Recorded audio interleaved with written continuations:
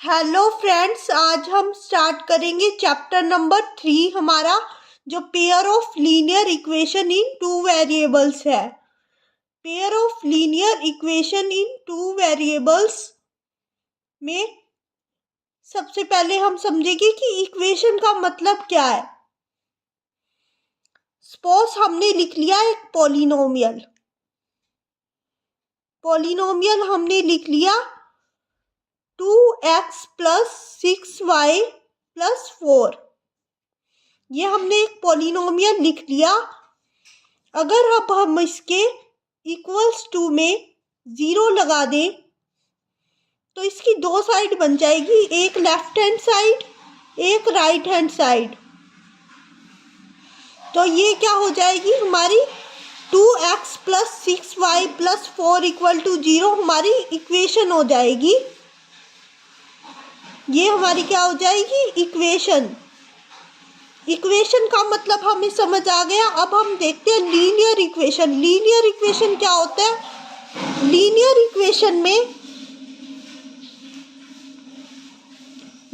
Equation जैसे कि अगर मैं लिखूं x + 8, क्या लिखूं, लिख लेती हूँ 4, x + 8 = 4।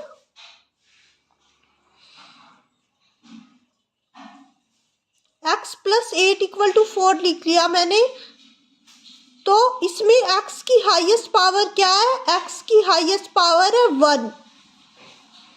जहाँ पे x की हाईएस्ट पावर 1 हो, दैट इज कॉल्ड, तो ये कहलाएगी लीनियर इक्वेशन, हमारी लीनियर इक्वेशन, क्योंकि इसमें x की हाईएस्ट पावर इस इक्वेशन में 1 है। x की हाईएस्ट पावर 1 है, इट मीन्स ये इक्वेशन लीनियर इक्वेशन है। अब हम समझ लेते हैं वेरिएबल्स का मतलब। वेरिएबल्स का मतलब क्या है? यहाँ पे टू वेरिएबल्स का मतलब क्या है?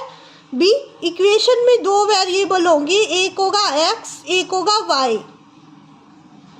जैसे हमने लिख लिया 8x प्लस में 14y = 16, ये लिख लिया हमने।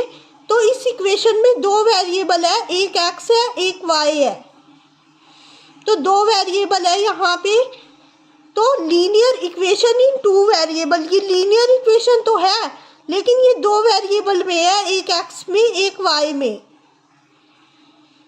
और पेयर, अब पेयर का क्या मतलब है? पेयर का मतलब समझ लेते हैं। पेयर का मतलब है कि हर एक सम में आपको हर एक क्वेश्चन में दो इक्वेशंस के पेयर दे रखे होंगे। एक इक्वेशन जैसे कि हम लिख लेते हैं 4x + 7y = 8, तो ये दूसरी इक्वेशन हो गई।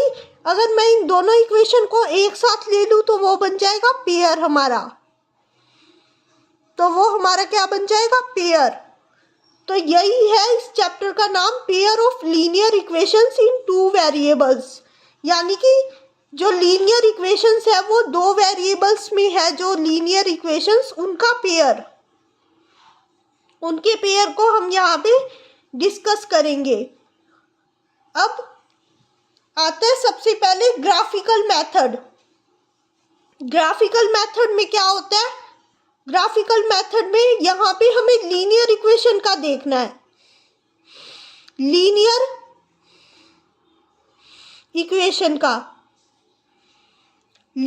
इक्वेशन में हमेशा एक स्ट्रेट लाइन बनेगी, ग्राफ में हमेशा एक स्ट्रेट लाइन बनेगी। लीनियर इक्वेशन में हमेशा एक स्ट्रेट लाइन बनेगी और यहाँ पे स्ट्रेट लाइन बनेगी पेयर। हम पेयर की बात कर रहे हैं, यहाँ पे पेयर की बात करी हमने। चैप्टर्स में हमने देखा कि पेयर होंगे दो इक्वेशंस के, हमारे पास दो इक्वेशन के पेयर्स होंगे, तो लाइंस भी क्या होगी हमारे पास? टू लाइंस होएगी हमारे पास। तो अब टू लाइंस होएगी तो टू लाइंस की बहुत सारी पॉसिबिलिटीज हो सकती है। टू लाइंस के होने की थ्री पॉसिबिलिटीज हो सकती है। थ्री पॉसिबिलिटीज क्या क्या हो सकती है? कि हो सकता है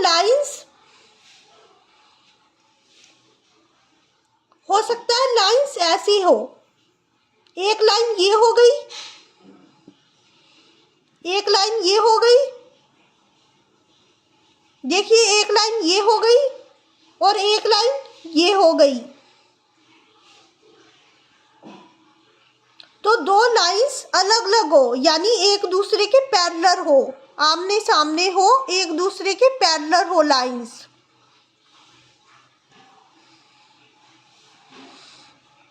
एक दूसरे के पैरेलल हो जब लाइंस, एक तो ये कंडीशन हो सकती है। और जब पैरेलल होएगी लाइंस, जब पैरेलल होएगी लाइंस तो उसका नो सॉल्यूशन। जब लाइंस एक दूसरे के पैरेलल होएगी तो उसका कोई सॉल्यूशन नहीं होएगा, क्योंकि वो किसी भी पॉइंट पे आपस में मीट नहीं कर रही, तो इट मीन्स उनका कोई भी सॉल्यूशन नहीं है। और जब कोई सॉल्यूशन नहीं होता तो ऐसी इक्वेशन को हम कहते हैं इनकंसिस्टेंट। तो उसे हम कहते हैं इनकंसिस्टेंट कहते हैं उसे हम। अब आगे देन आता है सेकंड सिचुएशन। सेकंड सिचुएशन क्या हो सकती है कि हो सकता है एक लाइन ऐसे हो, एक लाइन ऐसे जा रही हो,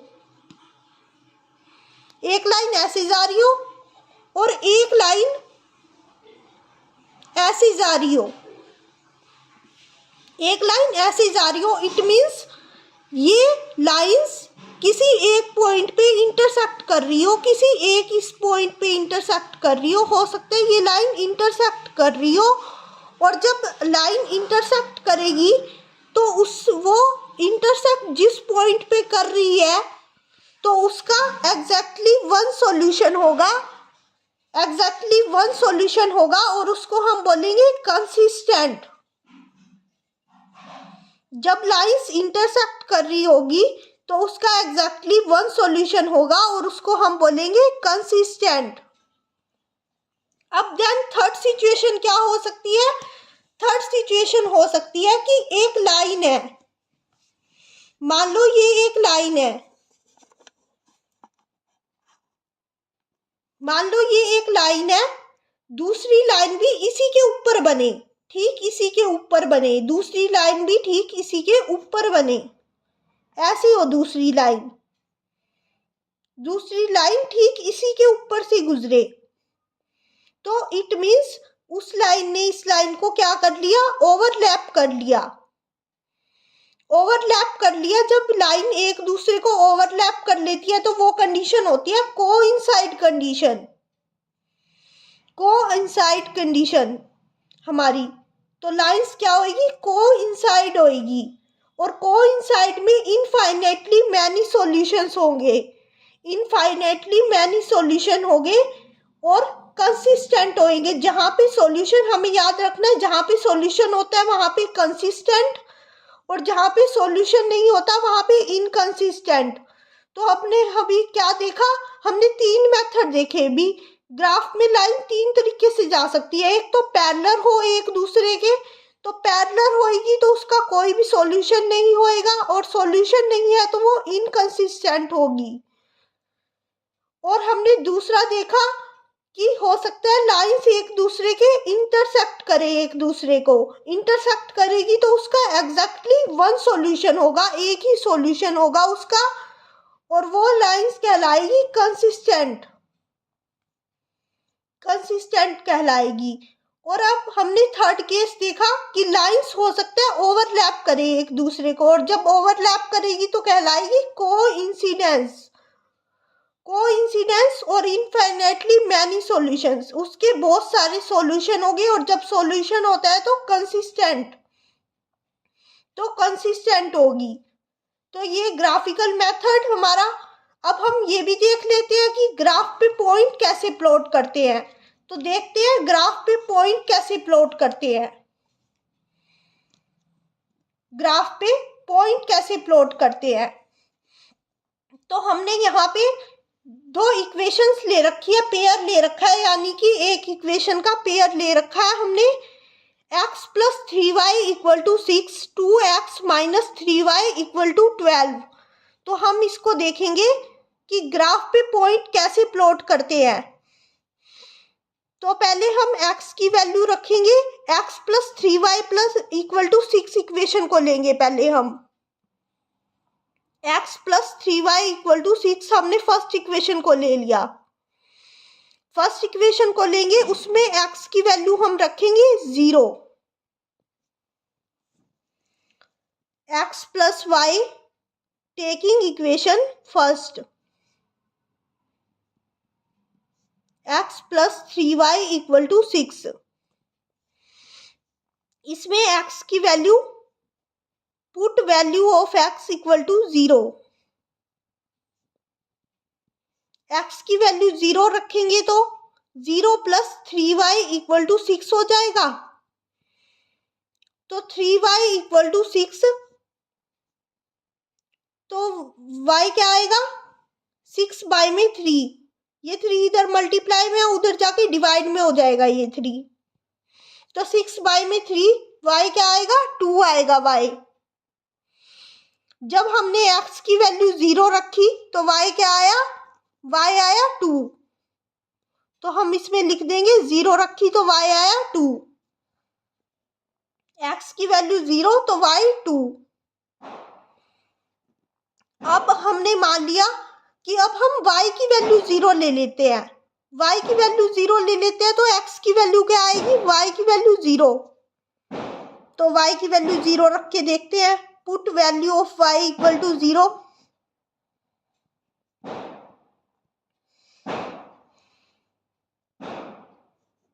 x plus 3y equal to 6।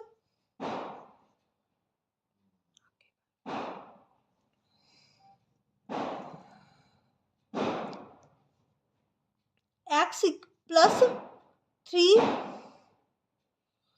Into में y 0 पुट करना है हमें, y 0 पुट कर दिया हमने, इक्वल टू 6। तो x प्लस में 0 इक्वल टू 6, x की वैल्यू क्या आई, 6 आई। जब हमने y को 0 पुट किया तो x की वैल्यू क्या आई, 6 आई। तो हम यहाँ पे लिख देते हैं, जब y को 0 पुट किया तो x की वैल्यू क्या आई, 6 आई। अब हम ऐसे ही 2x minus 3y equal to 12 के लिए निकाल लेते हैं। 2x minus 3y equal to 12 को ले लेंगे। अब हम 2x minus 3y equal to 12 को लेंगे तो उसमें x की वैल्यू 0 पुट करके देखते हैं। पहले x की वैल्यू 0 पुट करी, उसमें x की वैल्यू 0 पुट करके देखते हैं। 2 into 0 minus 3y equal to 12। तो माइनस 3y इक्वल टू 12, तो y क्या आ गया, 12 बाई में माइनस 3, यानी कि y आ गया हमारा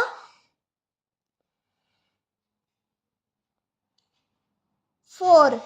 4 किसका आया, 12 से 3 कट गया, ये 3 4 जा 12, और एक माइनस का 1 नीचे चल रहा था।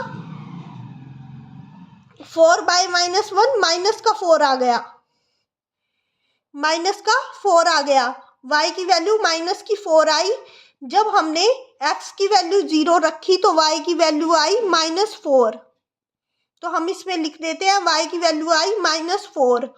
और अब हम y को 0 रख के देखते हैं। y को 0 रख के देखेंगे जब हम, तो y को 0 रख के देखते हैं। 2x minus 3y equal to 12 equation में y को 0 रख के देखते हैं। 2x माइनस 3 इंटू 0, y की जगह 0 रखा हमने, तो 2x माइनस 0 इक्वल टू 12। तो 2x इक्वल टू 12 हो जाएगा। x की वैल्यू आएगी 12 बाई में 2, x की वैल्यू क्या आएगी, 6।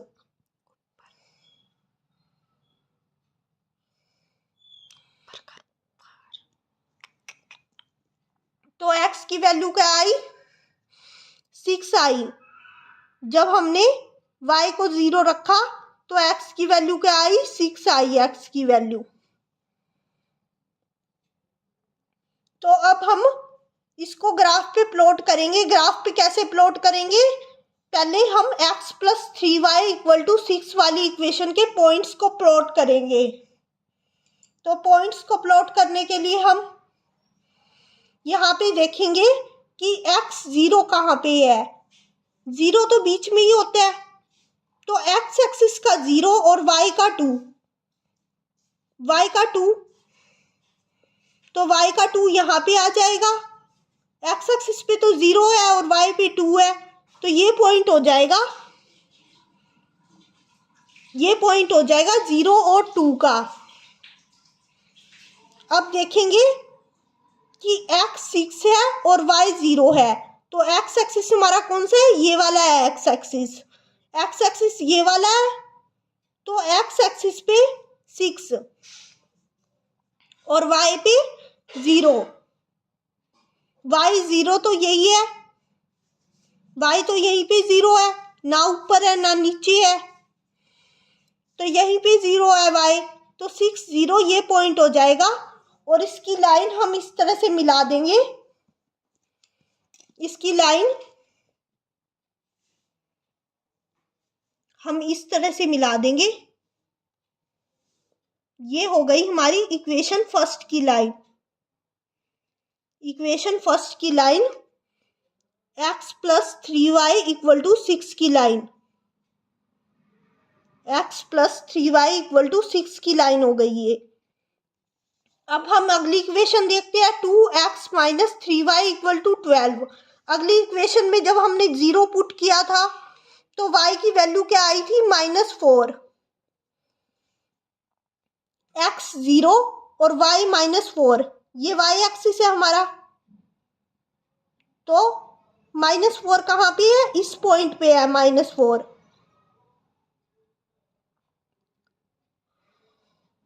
x 0 y -4, तो ये क्या हो गया, 0 और -4, 0 और -4 हो गया ये, एक पॉइंट ये हो गया। अगला पॉइंट 6 और 0, x की वैल्यू जब 6 हो तो y की वैल्यू 0, x की वैल्यू 6 और y की वैल्यू 0, तो ये बनेगा यहाँ पर ये पॉइंट 6 और 0 वाला, 6 और 0 वाला पॉइंट बनेगा ये।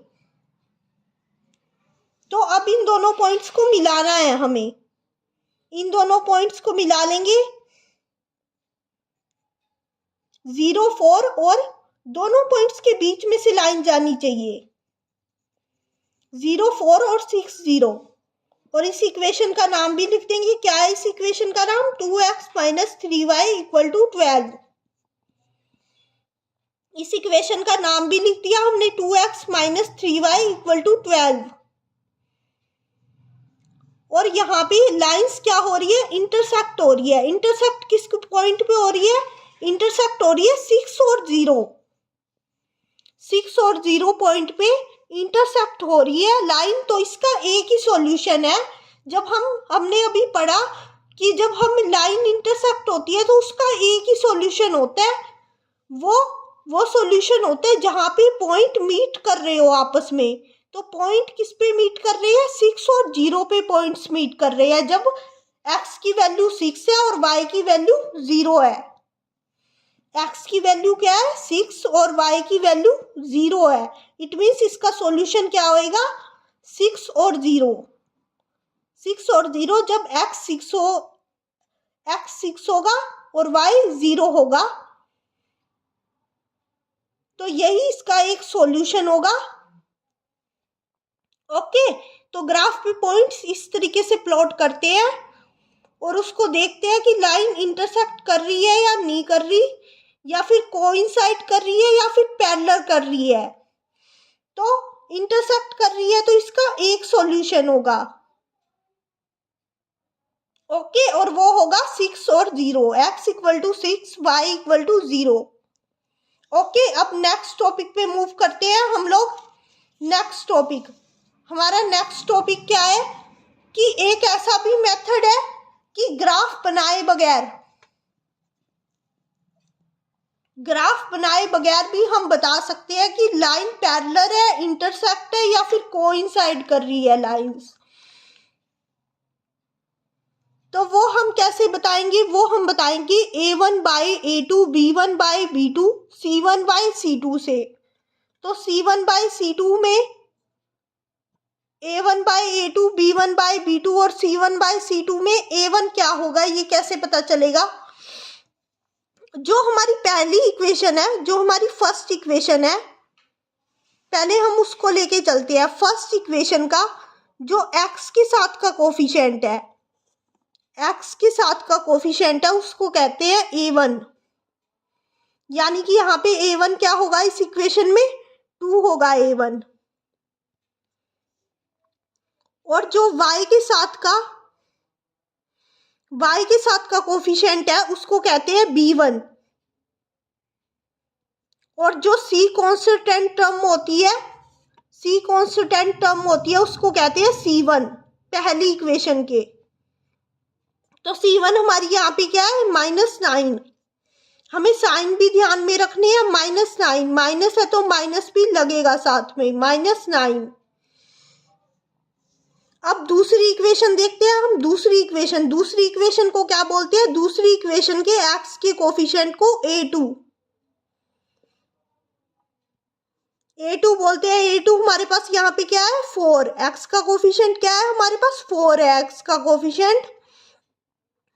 अब B2 किसको बोलते हैं, B2 बोलते हैं y के कोफिशिएंट को। सेकंड इक्वेशन में जो y का कोफिशिएंट है, यानी कि जो हमारे पास 6 है, उसको B2 बोलते हैं। C2 बोलते हैं सेकंड इक्वेशन की कांस्टेंट टर्म। सेकंड इक्वेशन की कांस्टेंट टर्म हमारे पास क्या है, -18।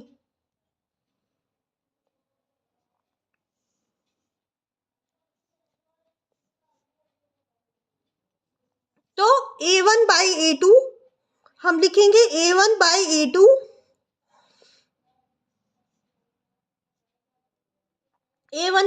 कैसे निकलेगा। A1 पहले A1 ले लेंगे ऊपर। A1 हमारे पास क्या था, 2 था A1। नीचे ले लेंगे A2, 2/4, ये आ गया 1/2। अब B1 बाई B2 निकालना है हमें। B1 बाई B2 कैसे निकालेंगे, B1 बाई B2 निकालेंगे। B1 हमारे पास क्या था, 3/6। तो इसको कट कर देंगे तो क्या आएगा, A1/2, 1 3 जा 3 और 3 2 जा 6, तो 1/2 आ गया। C1 बाई C2 भी निकालेंगे। C1 बाई में C2, जब C1 बाई में C2 निकालेंगे तो -9 बाई में -18, तो -9 बाई में -18 क्या हो जाएगा, माइनस से माइनस कट गया, 1 9 जा 9, 9 2 जा 18, 1/2 आ गया इसका भी। यानी हमारे पास A1 बाई में A2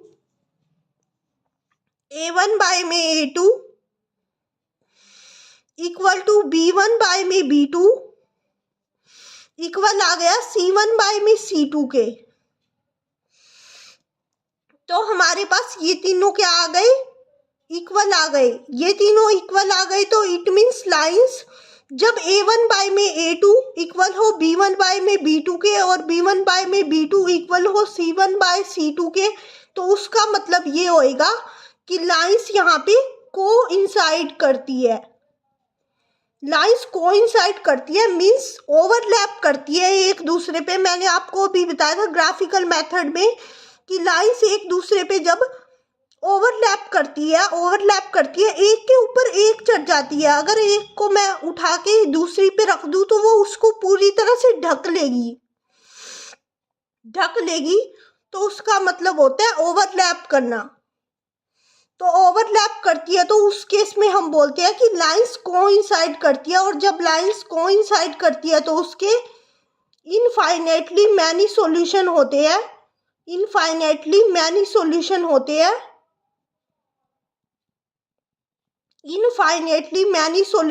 हैं, और वो कंसिस्टेंट होती है। और वो क्या होती है, कंसिस्टेंट होती है। सॉल्यूशन है तो इट मीन्स कंसिस्टेंट। अब हम एक और एग्जांपल लेके देख लेते हैं, एक और एग्जांपल।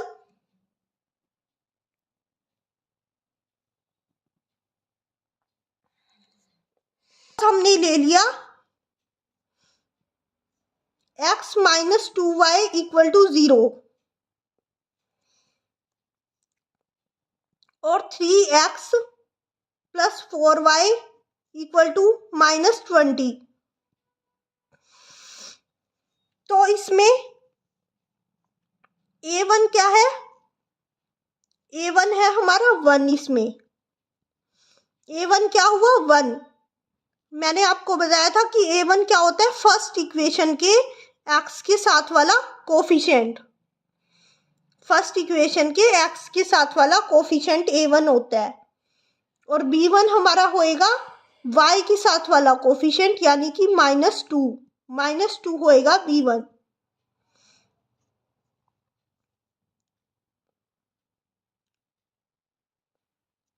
-2 होएगा b1। और c हमारी होएगी कांस्टेंट टर्म, वो 0 है। यहाँ पे c हमारी कुछ भी नहीं है, कांस्टेंट टर्म, इसमें 0।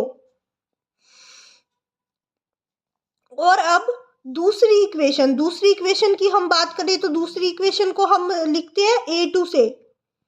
a2 हमारा क्या होएगा, x के साथ वाला कोफिशिएंट 3। b2 हमारा क्या होएगा, y के साथ वाला कोफिशिएंट 4। c2 होएगा -20।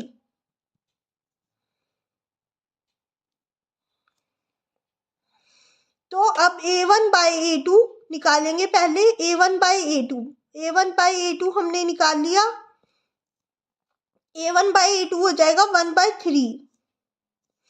b1 बाई b2 अब निकालेंगे, b1 बाई b2 निकालेंगे तो -2/4। इट मीन्स माइनस का 1/2। इसको कट करेंगे तो 2 1 जा 2 और 2 2 जा 4, तो 1/2 आ जाएगा माइनस का। तो पहले ही हमें पता चल गया कि a1 बाई में a2 इक्वल्स नहीं है b1 बाई में b2 के। जब हमें ये पता चल जाए कि पहले ही a1 बाई में a2 इक्वल्स नहीं है b1 बाई b2 के, तो इट मीन्स ये लाइंस जो होएगी वो इंटरसेक्ट होएगी। इट मीन्स लाइंस जो होएगी वो इंटरसेक्ट होएगी। इंटरसेक्ट, हमें आगे देखने की ज़रूरत ही नहीं है, हमें c1 बाई c2 को तो देखने की ज़रूरत ही नहीं है। अगर a1 by a2 not equal to आ गया b1 बाई b2 के, तो हम कह सकते हैं कि लाइंस जो होएगी हमारी वो इंटरसेक्ट होएगी और उसके एग्जैक्टली वन सॉल्यूशन होगा। उसका एग्जैक्टली वन सॉल्यूशन होगा, एग्जैक्टली वन सॉल्यूशन होगा और कंसिस्टेंट होएगी। ओके, अब हम देखते हैं एक और केस हमारा, एक और केस पैरेलल के लिए हम एग्जांपल ले लेते हैं। जैसे कि हमने एग्जांपल ले लिया